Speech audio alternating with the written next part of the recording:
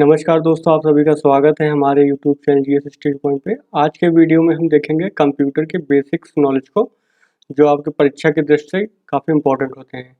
तो सबसे पहले हम यहाँ पे ये समझेंगे कि कंप्यूटर होता क्या है। तो क्या होता है, जो बहुत ही लार्ज स्केल पर, बहुत ही ज़्यादा मात्रा पे जो है गणनाएँ करने, यानी कि जो कैलकुलेशन करने का या फिर डाटा को इंटरप्रेट करने का कार्य जो करता है इलेक्ट्रॉनिक माध्यम से, तो उसी को बोलते हैं क्या, कंप्यूटर कहते हैं। तो ये तो आपको पता ही होगा कि कंप्यूटर होता क्या है। फिर कंप्यूटर जो है मुख्य रूप से दो भागों से बना होता है। एक तो होता है उसमें हार्डवेयर होता है और दूसरा क्या होता है, सॉफ्टवेयर। अब ये हार्डवेयर और सॉफ्टवेयर पहचानेंगे कैसे आप? तो हार्डवेयर कोई भी जो चीज़ आप छू सकें, जिसको आप टच कर सकें, वो क्या कहलाएगा, हार्डवेयर हो जाएगा। और जिसको आप टच नहीं कर सकते हैं उसको क्या बोलेंगे, सॉफ्टवेयर बोलेंगे। जैसे कोई आपके मोबाइल को लेते हैं एग्जाम्पल के तौर पे, क्योंकि मोबाइल तो हर किसी के पास होगा, कंप्यूटर हर किसी के पास नहीं होता है। तो मोबाइल जैसे आप जो छू सकते हैं वो क्या हो जाएगा, उसका हार्डवेयर हो जाएगा। और जिस चीज़ को आप छू नहीं सकते, टच नहीं कर सकते हैं, वो क्या हो जाएगा, सॉफ्टवेयर हो जाएगा। जैसे आपके मोबाइल में बहुत सारे एप्लीकेशंस होते हैं, वो क्या होते हैं, सॉफ्टवेयर होते हैं। ऐसे ही क्या होता है, कंप्यूटर को चलाने के लिए भी क्या हो ज़रूरत पड़ती है, सॉफ्टवेयर की ही ज़रूरत पड़ती है, उसको ऑपरेट करने के लिए भी। तो आप समझ गए होंगे कि मुख्य सॉफ्टवेयर और हार्डवेयर क्या होते हैं। फिर देख लेते हैं कंप्यूटर के प्रकार, यानी कि समय के साथ जो है काफ़ी तरह के कंप्यूटर बन चुके हैं। कुछ जो होते हैं जो वैज्ञानिक शोध के लिए, यानी कि जो साइंटिफिक रिसर्च एंड डेवलपमेंट के लिए होते हैं, या फिर और अन्य जो फील्ड होते हैं, कुछ स्पेसिफिक फील्ड होते हैं, जैसे हेल्थ फैसिलिटीज़ के लिए हो गया, तो वहाँ के कंप्यूटर होते हैं, वहाँ इस्तेमाल होते हैं। कुछ जैसे सर्वर टाइप के होते हैं कंप्यूटर, जो बहुत बड़े बड़े होते हैं। वो जैसे आपने देखा होगा, बड़ी बड़ी कंपनियां होती हैं तो उनके मेन सर्वर होते हैं, तो वो भी क्या है, एक प्रकार का कंप्यूटर ही होता है। और जो हम सामान्यतः यूज़ करते हैं उसको बोलते हैं माइक्रो कंप्यूटर। जो हम लोग घर में पीसी यूज़ करते हैं, जो सामान्य आम आदमी यूज़ करता है, उसको बोलते हैं माइक्रो कंप्यूटर। उसी को पीसी भी बोलते हैं। और इसमें भी जो है अनेक कैटेगरी हैं, जैसे डेस्कटॉप कंप्यूटर हो गया, लैपटॉप कंप्यूटर हो गया, पॉम टॉप हो गया, तो इस टाइप के होते हैं। तो चलिए देख लेते हैं पहला कंप्यूटर का प्रकार कौन सा है, माइक्रो कंप्यूटर। तो नाम से स्पष्ट है कि छोटा होगा ये। और लिखा हुआ है माइक्रो कंप्यूटर का प्रयोग जो है घरों एवं छोटे व्यवसायों, यानी छोटे मोटे काम करने के लिए ये किया जाता है। यानी कि इसका प्रोसेसर वगैरह, रैम, जो मेमोरी होती है वो नॉर्मल होती है, बहुत हाई हाई कॉन्फ़िगरेशन नहीं होता है। फिर इसे पीसी भी कहते हैं। पीसी का मतलब क्या होता है, पर्सनल कंप्यूटर। फिर पीसी को निम्न भागों में बांटा जाता है, जैसे डेस्कटॉप कंप्यूटर। डेस्कटॉप कंप्यूटर देखा होगा आपने, यहाँ पे क्या होता है, आपका एक स्क्रीन लगी होती है, स्क्रीन का कनेक्शन सीपीयू से होता है, और साथ में सीपीयू से ही जुड़े होते हैं कीबोर्ड होते हैं, माउस होते हैं, या फिर अन्य एसेसरीज जुड़ी होती हैं, तो वो क्या कहलाता है, आपका है डेस्कटॉप कंप्यूटर। दूसरा लैपटॉप कंप्यूटर, तो इससे तो अब सभी लोग परिचित ही होंगे, अक्सर जो ऐड आते रहते हैं टीवी में लैपटॉप के बारे में, या फिर गवर्नमेंट भी कुछ स्कीम में के तहत जो है बच्चों को फ्री में प्रोवाइड कराती है, तो वो हो गया लैपटॉप कंप्यूटर। फिर दूसरा हो गया पॉम टॉप कंप्यूटर, तो ये भी कंप्यूटर का ही एक प्रकार है, छोटा होता है ये, और नाम है पाम टॉप। यानी कि पाम का मतलब क्या होता है, हथेली, तो हाँ, जो आसानी से हाथ पे आ जाए, तो उस आकार का होता है पाम टॉप कंप्यूटर। नोटबुक होता है, तो नोटबुक भी एक छोटा सा कंप्यूटर होता है, जैसे लैपटॉप होता है, लैपटॉप का ही छोटा सा रूप होता है नोटबुक। फिर आगे देख लेते हैं टैबलेट कंप्यूटर। तो टैबलेट्स के बारे में तो आपने सुना ही होगा काफ़ी, क्योंकि बहुत सारी गवर्नमेंट जो है इसको बच्चों को वितरित करती हैं, या फिर आशा बहनें होती हैं उनको उनको दिया जाता है, ताकि जो है गणना बहुत सारा डाटा को सुरक्षित किया जा सके उसमें, और उसके माध्यम से जो है पढ़ाई की जा सके। तो बहुत सारे काम हैं इसके टैबलेट के, तो टैबलेट कंप्यूटर हो गए। फिर देख लेते हैं मिनी कंप्यूटर को देखेंगे इसके बाद। तो मिनी कंप्यूटर नाम से तो छोटा लग रहा है, लेकिन ये बड़ा है। तो यह आकार में बड़ा होता है, तो ध्यान रखिएगा, मिनी कंप्यूटर जो है नाम से आपको लग रहा होगा छोटा है, लेकिन नहीं, ये आकार में क्या है, बड़ा होता है। इसका उपयोग कहाँ होता है, जो बड़ी बड़ी अकाउंटिंग फर्म्स होती हैं, साथ में जो वैज्ञानिक लोग इसका उपयोग करते हैं रिसर्च वगैरह करने के लिए, तो इसको बोलते हैं मिनी कंप्यूटर। फिर अगला आपका आता है मेन फ्रेम कंप्यूटर। तो मेन फ्रेम कंप्यूटर क्या होता है, जो बहुत बड़ी बड़ी कंपनियां होती हैं वहाँ पे बहुत सारे कंप्यूटर्स को ऐड किया जाता है, जोड़ा जाता है, तो उसको जो है मेन फ्रेम कंप्यूटर से जोड़ा जाता है, फिर ऐड किया जाता है। तो उसी को बोलते हैं मेन फ्रेम कंप्यूटर। तो यह बड़ी कंपनियों में, तो ध्यान रखिएगा, ये बड़ी कंपनियां जो होती हैं, जैसे आपकी टाटा कंसल्टेंसी हो गई या फिर अन्य जो बड़ी बड़ी कंपनियां हैं, रिलायंस की हो गई, तो उनके ऑफिस वगैरह में जो है सर्वर लगे होते हैं। सर्वर कंप्यूटर के लिए जो है इनका प्रयोग किया जाता है। फिर अगला क्या है, मेन फ्रेम कंप्यूटर पर एक साथ कई यूज़र क्या कर सकते हैं, लॉगिन कर सकते हैं। तो यही खास बात इसकी है, मेन फ्रेम कंप्यूटर पर क्या होता है, एक साथ कई यूज़र लॉगिन कर सकते हैं। जैसे बैंकिंग सिस्टम में भी जो है इस टाइप के जो है कंप्यूटर्स का प्रयोग किया जाता है। वहाँ पे क्या होता है, जो एक यूज़र एक मेन फ्रेम कंप्यूटर में जो है बहुत सारे यूज़र्स लोग जो हैं लॉगिन कर सकते हैं। फिर अगला क्या दे रखा, मेन फ्रेम कंप्यूटर की मेमोरी क्या होती है, बहुत अधिक होती है, यानी कि बहुत ज़्यादा उसकी मेमोरी होती है। जैसे हमारे नॉर्मल में जेलेपी होते हैं, उनके मेमोरी होती है 1 TB 2 TB, और लेकिन इनकी जो है बहुत ज़्यादा मात्रा में जो है मेमोरी होती है, क्योंकि बहुत बड़े स्तर पे जो है कार्य करते हैं ये, तो उसके लिए मेमोरी भी बहुत ज़्यादा चाहिए होती है। अगला क्या है आपका, सुपर कंप्यूटर। तो सुपर कंप्यूटर बहुत ही फास्ट ये गणनाएं करने में होता है। ये क्या करता है, 1 सेकंड में अरबों खरबों गणनाएं कर सकता है, और बहुत ही जटिल गणनाएं जो होती हैं उनको भी, यानी कि कॉम्प्लेक्स जो सॉल्यूशंस होते हैं उनको भी सॉल्व कर सकता है ये। तो सुपर कंप्यूटर जो है, यही लिखा हुआ है, यह बड़ी तथा जटिल गणनाओं को करने में सक्षम है। जैसे आपने देखा होगा, मौसम विभाग जो है अनुमान लगाता है कि आज बारिश होगी या फिर 10 दिन बाद बारिश होगी, तो ऐसे अनुमान जो होते हैं बहुत सारे पैरामीटर्स पे जो है कैलकुलेशन करके उनको लगाते हैं, गणना करते हैं उनके हैं। तो ऐसे में क्या उनकी ज़रूरत किसकी पड़ेगी, सुपर कंप्यूटर की ज़रूरत पड़ेगी, क्योंकि ये नॉर्मल कंप्यूटर इनको कैलकुलेट नहीं कर पाएंगे, बहुत ज़्यादा मात्रा में डाटा को कैलकुलेट करना पड़ता है। इसमें क्या है, कई माइक्रो प्रोसेसर एक साथ काम करते हैं। तो इसमें होता क्या है, कोई बहुत बड़ी अगर समस्या है, यानी कि क्वेश्चन है, गणना करनी है, उसको क्या करता है, ये बहुत सारे भागों में तोड़ देता है, और फिर क्या करते हैं, बाकी सारे प्रोसेसर्स को ये डिवाइड करके वो सारे अलग अलग प्रोसेसर्स जो हैं पैरेलली जो है कार्य करते हैं। तो ये क्या करता है, डिवाइड एंड रूल का फॉलो करता है इसको, यानी कि जो बड़ी समस्या है उसको छोटे छोटे हिस्सों में तोड़ देता है, और फिर उसके बाद में उन समस्याओं को हल करने के लिए ये इसका इस्तेमाल करता है माइक्रो प्रोसेसर्स को। फिर क्या कह रहा है, इसकी जो कार्य निष्पादन क्षमता है वो गीगा फ्लॉप्स हो गया, टेरा फ्लॉप हो गया, पेटा फ्लॉप्स में की जाती है। जैसे बोलते हैं कि इतने पेटा फ्लॉप्स का जो है सुपर कंप्यूटर बनाया गया है। फिर क्या है, इसका इस्तेमाल कहाँ देखा, मौसम संबंधी जो अनुसंधान होते हैं, न्यूक्लियर जो वेपन्स होते हैं, क्वांटम फिजिक्स आदि में सुपर कंप्यूटर का प्रयोग किया जाता है। अगला जो प्रकार है वो कौन सा है, डिजिटल कंप्यूटर। तो डिजिटल कंप्यूटर क्या होते हैं, जो आजकल हम यूज़ कर रहे हैं वो सारे क्या हैं, डिजिटल कंप्यूटर, यानी कि जो 0 और 1 इस पे जो कार्य करते हैं, यानी कि बाइनरी सिस्टम पे, वो क्या क्या कहलाते हैं, डिजिटल कंप्यूटर। जो पहले जो आते थे वो कंप्यूटर कैसे होते थे, एनालॉग सिस्टम पे होते थे। तो इसमें अगर आपको अंतर करना है कि एनालॉग क्या होता है और डिजिटल क्या होता है, तो आपने जो घड़ी देखी होगी, जो दीवार घड़ी होती है उसमें सुइयाँ होती हैं, सुई होती है, छोटी सुई होती है, एक बड़ी सुई होती है, तो उसको हम बोलते हैं एनालॉग घड़ी। तो इसका मतलब इस तरह के जो कंप्यूटर होंगे एनालॉग कहलाएंगे, और जिसमें क्या है, अंकों के आकार, यानी कि जो घड़ी होती है आजकल देखा होगा आपने, उसमें अंक होते हैं, 4 बज गए तो ऐसे लिखा होगा 4 बज गए, तो इसको बोलते हैं डिजिटल। तो जो अंक के फॉर्म में होता है उसको क्या बोलते हैं, डिजिटल और उसी के आधार पर जो कंप्यूटर बने होंगे क्या कहलाएंगे, डिजिटल कंप्यूटर। तो आजकल जो आप देख रहे हैं कंप्यूटर सारे कैसे हैं, डिजिटल कंप्यूटर हो। तो डिजिटल कंप्यूटर अंकों की गणना करते हैं। डिजिटल कंप्यूटर में सभी आंकड़े जो हैं बाइनरी अंकों के रूप में क्या होते हैं, सुरक्षित होते हैं। फिर डिजिटल कंप्यूटर जो होता है डाटा व प्रोग्रामों को 0 तथा 1 में परिवर्तित कर उन्हें इलेक्ट्रॉनिक रूप में ले लेते हैं। तो आपने अगर देखा होगा, आप यूज़ करते हैं कंप्यूटर को, तो आप कोई भी अगर कमांड देते हैं उसको कीबोर्ड के माध्यम से, यानी कोई या फिर कोई भी जो इनपुट डिवाइस है, तो उसके माध्यम से अगर कोई भी डाटा इसके अंदर आप फीड कर रहे हो, तो पहले क्या होता है, वो 0 और 1 के फॉर्म में टूटेगा, ठीक है। उसके बाद वो कंप्यूटर उसको पढ़ेगा, क्योंकि कंप्यूटर को कुछ नहीं पता है कि ए क्या होता है, बी क्या होता है, सी क्या होता है, उसको कुछ नहीं पता है। कंप्यूटर को बस क्या पता है, 0 और 1, बस इसको यही पता होता है।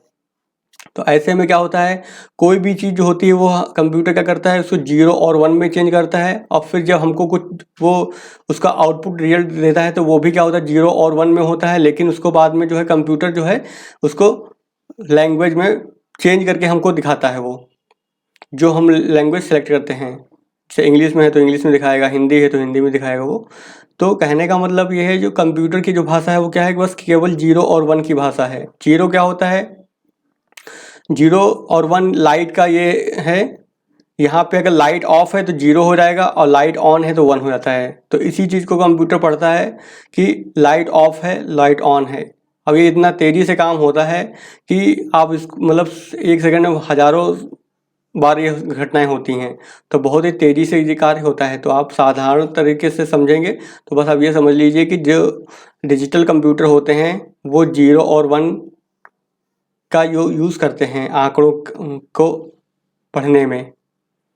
फिर देख लेते हैं अगला क्या दे रखा है, क्वांटम कंप्यूटर क्या होते हैं। अब जो लेटेस्ट टेक्नोलॉजी आ रही है वो क्या हो रही है, क्वांटम कंप्यूटर पर रिसर्च चल रहे हैं और क्वांटम कंप्यूटर जो है बन भी चुके हैं। तो क्वांटम इसमें क्या होता है, क्वांटम यांत्रिकी पर आधारित जो कंप्यूटर होंगे वो क्वांटम कंप्यूटर कहलाएंगे, यानी कि यहाँ पे क्वांटम टेक्नोलॉजी का यूज़ किया जाता है।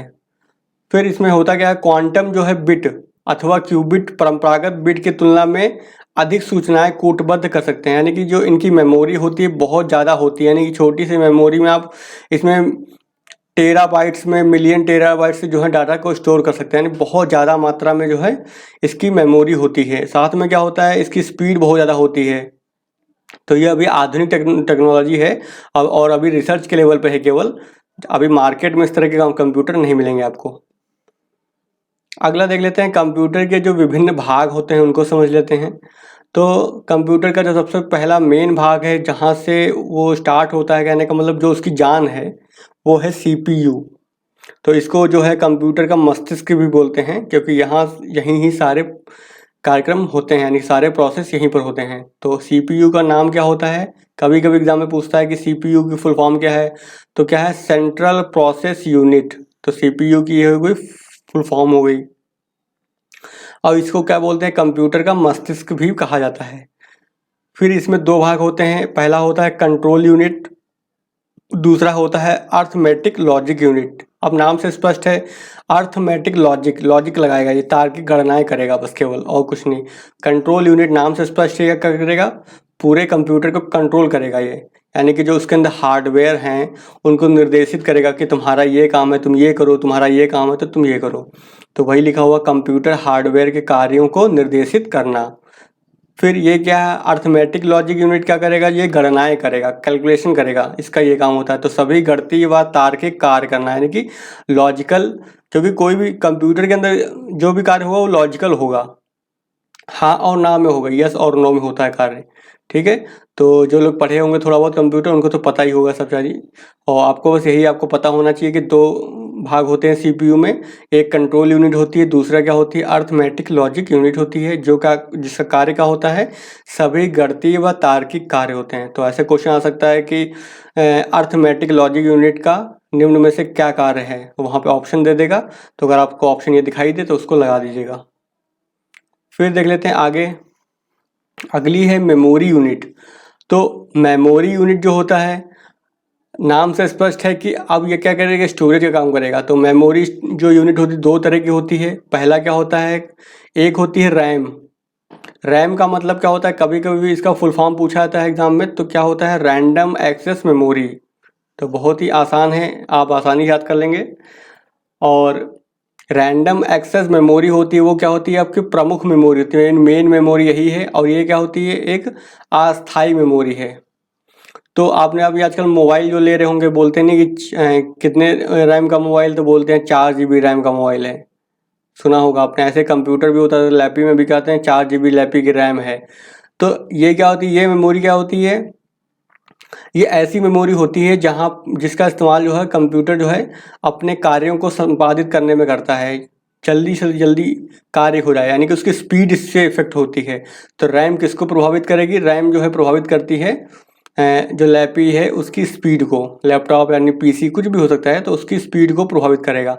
तो ज़्यादा अच्छी रैम का अगर लैपटॉप या फिर पीसी है तो वो अच्छा लैपटॉप माना जाएगा। फिर दूसरा क्या है, रोम। रोम क्या होता है, रीड ऑनली मेमोरी। ये केवल पढ़ा जा सकता है इसको, यानी कि मिटाया नहीं जा सकता। आप रैम को क्लियर कर सकते हैं, यानी रैम की जो हिस्ट्री होती है उसको आप डिलीट कर सकते हैं। फिर ये स्थाई है। तो दो तरह की मेमोरी होगी, एक तो रैम हो गई, दूसरी हो गई रोम। फिर आप देख लेते हैं अगला जो भाग है वो क्या है, कंप्यूटर का मदरबोर्ड। तो मदरबोर्ड जो है नाम से स्पष्ट है, मदर यानी कि ये कंप्यूटर की माँ है, मेन हिस्सा है। ये खराब हो गया आपका कंप्यूटर गया, फिर कबाड़ हो गया वो, फिर उसका मतलब कोई इस्तेमाल नहीं हो सकता है, क्योंकि ये सबसे मेन हिस्सा होता है। तो यही लिखा हुआ है, यह सीपीयू का जो है मुख्य भाग है। सीपीयू के अंदर ही जो है मदरबोर्ड होता है, वही सारे प्रोसेसर या फिर सारे जो जितने भी ऑपरेशंस होते हैं उसको कंट्रोल करता है। यह सभी युक्तियां जैसे रैम, प्रोसेसर आदि इसी से संयोजित होते हैं, यानी कि सारी चीज़ें इसी से जुड़े होते हैं, मदरबोर्ड से ही सब कुछ जुड़ा होता है। रैम हो गया, प्रोसेसर हो गया, सब कुछ जो है मदरबोर्ड से ही जुड़ा होता है। इसलिए जो मदरबोर्ड होता है वो सीपीयू का सबसे महत्वपूर्ण भाग होता है। और ये सब क्या है, हार्डवेयर है ना सारे, आप मदरबोर्ड को छू सकते हैं। तो इस चीज़ को ध्यान कीजिए, मदरबोर्ड जो है वो क्या है, हार्डवेयर है। तो क्वेश्चन ऐसे भी पूछा सकता है, मदरबोर्ड क्या है, हार्डवेयर है कि सॉफ्टवेयर है, कुछ भी इस तरह से क्वेश्चन पूछा सकते हैं, और आपको पता होना चाहिए इसके बारे में। फिर अब देख लेते हैं इनपुट डिवाइसेस को, देख लेते हैं कुछ। तो इनपुट डिवाइस का मतलब क्या होता है, ऐसी चीज़ जो जिसका प्रयोग जो आप क्या करें, लैपटॉप या फिर कंप्यूटर है उसके अंदर आप कुछ डालने का प्रयोग करें। जैसे हमको लिखना है, कोई लेटर लिखना है, कोई टाइपिंग करना है, तो क्या हम उसके लिए इस्तेमाल करते हैं, कीबोर्ड का इस्तेमाल करते हैं ना। तो कीबोर्ड क्या हो गई, आपकी इनपुट हो गई यानी कि डिवाइस। तो कीबोर्ड क्या हो गया, आपका इनपुट हो गया। माउस हो गया, तो माउस के माध्यम से हम जो है विभिन्न आइकॉन को क्लिक करते हैं ना माउस का इस्तेमाल करके, तो माउस भी क्या हो गया, आपका इनपुट डिवाइस हो गया। यानी कि ऐसा कोई भी डिवाइस जो कंप्यूटर के अंदर कुछ भी इनपुट करे उसे क्या बोलेंगे, इनपुट डिवाइस बोलेंगे। नाम से स्पष्ट, बहुत ही आसान है ये। और ऑप्शन में वहाँ पे आएगा कैसे, कहेगा कि निम्नलिखित में से कौन से इनपुट डिवाइस नहीं है, ऐसे दे सकता है। वहाँ पे दे देगा एक इनपुट डिवाइस की जगह आउटपुट डिवाइस दे देगा वहाँ पर। तो इस तरह से क्वेश्चन पूछाते हैं। अगला स्कैनर है। स्कैनर देखिए आप, स्कैनर भी तो, स्कैनर आपने देखा होगा, स्कैनर से क्या होता है, आपका जैसे कोई पीडीएफ है और पीडीएफ फोटो है मान लो आपका, तो फोटो को जो है अगर हमको मान लो दिखाना है, यहाँ पर फॉर्म भरते होंगे तो आपको फोटो जो है पहुंचाना है कहाँ, फॉर्म में पहुंचाना है। वहाँ फॉर्म का कॉलम बना होता है वहाँ पे फोटो का, फॉर्म में। तो अगर हमको फोटो पहुंचाना है इस लैपटॉप के अंदर या फिर कंप्यूटर के अंदर, तो हम इसके लिए क्या यूज़ करते हैं, स्कैनर यूज़ करते हैं ना। तो स्कैनर के माध्यम से कहाँ चीज़ पहुंच गई, एक कंप्यूटर के अंदर पहुंच गई। तो वही बोला, जब कोई चीज़ आपको कंप्यूटर के अंदर पहुंचानी हो तो उसको हम क्या बोलेंगे, इनपुट डिवाइस। फिर अगला हो गया OMR।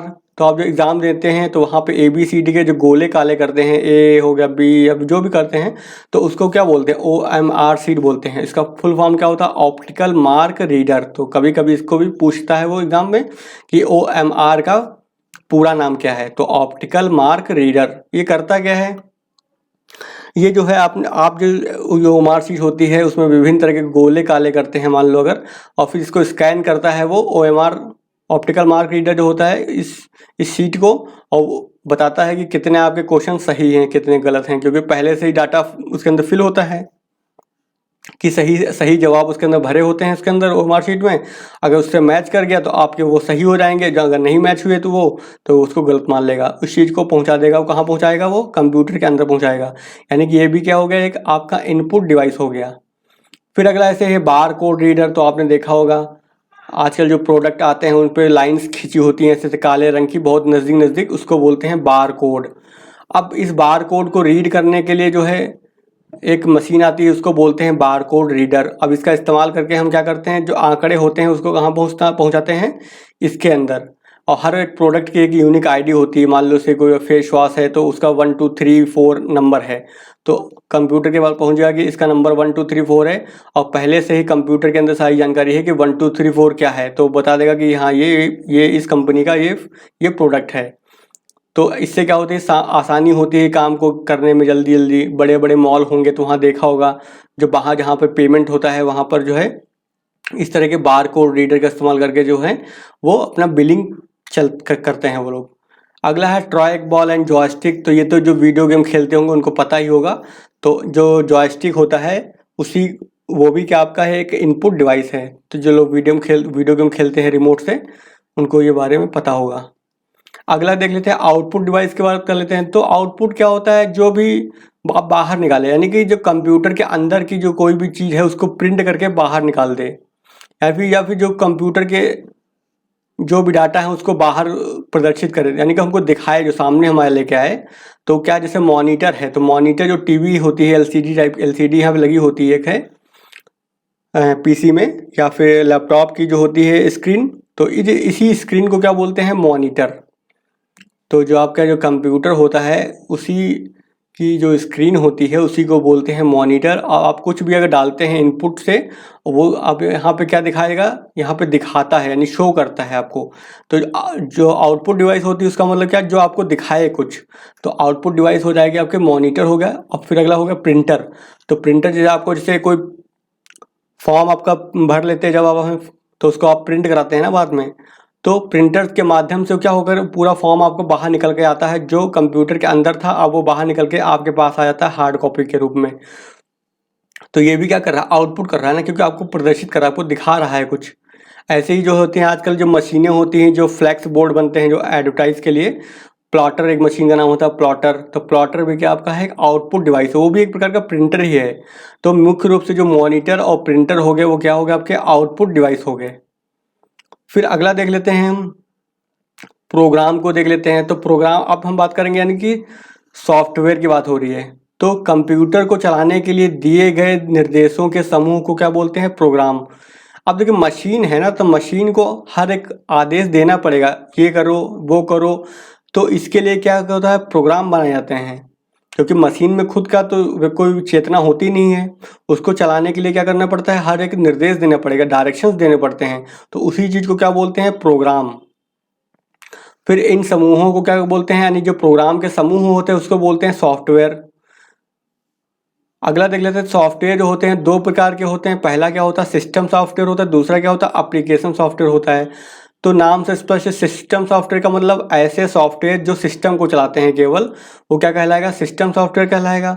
और दूसरा एप्लीकेशन सॉफ्टवेयर होते हैं जो जो आप लोग यूज़ करते हैं, जैसे उसके अंदर जो सिस्टम के अंदर जो है एप्लीकेशन सॉफ्टवेयर को डाउनलोड किया जाता है। जैसे आप देखते होंगे विंडोज़ के देख लेते होंगे तो एक्सेल होता है, विंडो एक्सेल होता है, और पावर पॉइंट होता है। ऐसे बहुत सारे सॉफ्टवेयर होते हैं। अगर मोबाइल की बात करते हैं तो आपके मोबाइल में देखा होगा आपने, आपका जो व्हाट्सअप का हो गया, तो वो क्या है, ऐप है ना। ऐप का मतलब एप्लीकेशन। तो एप्लीकेशन सॉफ्टवेयर आप समझ गए होंगे क्या होते हैं, जो आपके लिए, यानी कि जो उपभोक्ता के इस्तेमाल के लिए जो सॉफ्टवेयर बनाए जाते हैं, यानी जो जिनका इस्तेमाल कंज्यूमर करे, जो वो लैपटॉप यूज़ कर रहा है उसके लिए जो सॉफ्टवेयर बनाए जाते हैं। जैसे एडोब रीडर हो गया, वीएलसी मीडिया प्लेयर हो गया, या फिर गूगल का क्रोम हो गया। ऐसे बहुत सारे सॉफ्टवेयर हैं जिनको क्या बोलेंगे आप, एप्लीकेशन सॉफ्टवेयर बोलेंगे। इसका इस्तेमाल आप कर रहे हैं। फिर देखिए सिस्टम,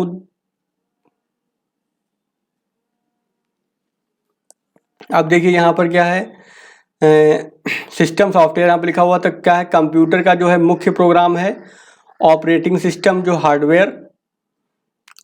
और सिस्टम सॉफ्टवेयर क्या होता है, जो कंप्यूटर को चलाएगा, ठीक है। ऑपरेटिंग सिस्टम जो होता है, जो हार्डवेयर को और सॉफ्टवेयर के मध्य क्या करता है, एक ब्रिज का काम करता है, यानी कि दोनों को बना के रखता है, बैलेंस बना के रखता है, दोनों को काम करने योग्य बनाता है। प्रमुख जो ओएस है, ये सबसे इंपॉर्टेंट आपका है, यही परीक्षा में पूछे जाएंगे आपके।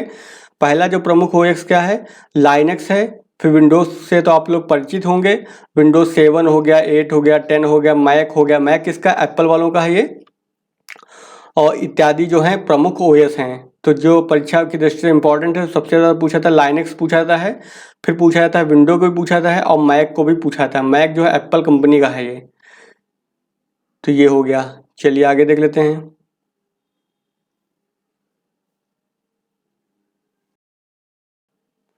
अब देखिए आगे क्या है, यूटिलिटी सॉफ्टवेयर क्या होते हैं।